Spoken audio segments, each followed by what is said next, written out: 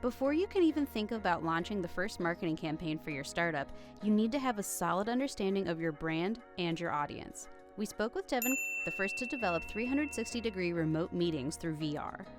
My name is Devon Copley. I'm the CEO and co-founder of Avatour.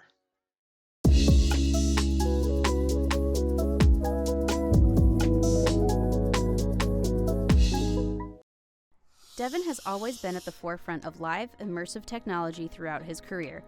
He previously founded the online media consulting firm Interacity, but now he's moved on to bigger things, enabling a new kind of communication.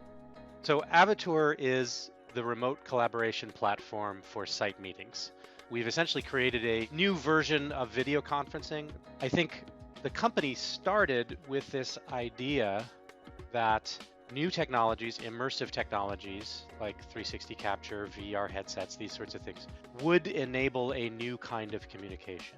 We launched the product commercially for sale on March 14th, 2020. And it turned out that that was the same day that they closed the NBA and Tom Hanks got COVID and the stock market dropped 2,000 points or something. So our PR releases didn't really make much of a splash, but suddenly the phone started ringing.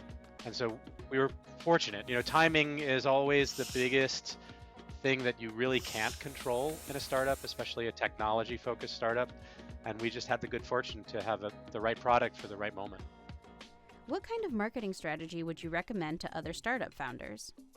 The whole horizontal vertical thing is challenging, but the idea of creating a category, that is kind of standard advice, right? One of the things I took away from business school was the idea that you don't want to be in a red ocean, right? You don't want to add a red ocean, meaning a market where there's already a bunch of competitors that are all fighting over the same fish. That's a crappy market to be in. Your margins are always going to get hurt, and you always have to say why you're better than something else.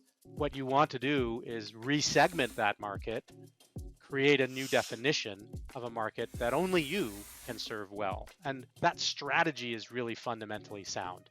And so that's what we've done. And it was guided quite deliberately by those strategic considerations. How has the marketing strategy evolved based on your audience? I've been very dependent on some of the terrific folks that we brought on board to lead marketing. The biggest challenge for us, I think, has been the shifting landscape. I think this is something I didn't understand. I thought that, once you had dialed in like a marketing message, you could kind of just throw more money at it and make more leads. Turns out that's not how it works. We saw search terms that worked really great for us in 2020, completely failed in 2021. We saw new terms that didn't used to work are working. I would say it's still very much a work in progress. One thing that we had been heavily depending on paid search. I think we're doing our best to move away from paid search. Not to say we're not doing paid search anymore, but trying to develop longer term strategies for developing leads. I think we come up with kind of aspirational framing for the product, that it's not just about saving money, it's about redefining your operations, it's about bringing innovation to your firm, it's about leading the way in your industry.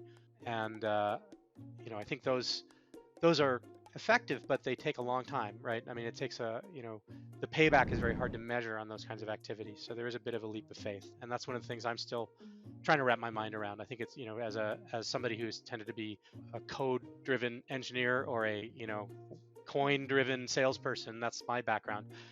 There's a much less of a cause-effect relationship to a lot of marketing activities. And that's something I'm trying to wrap my mind around.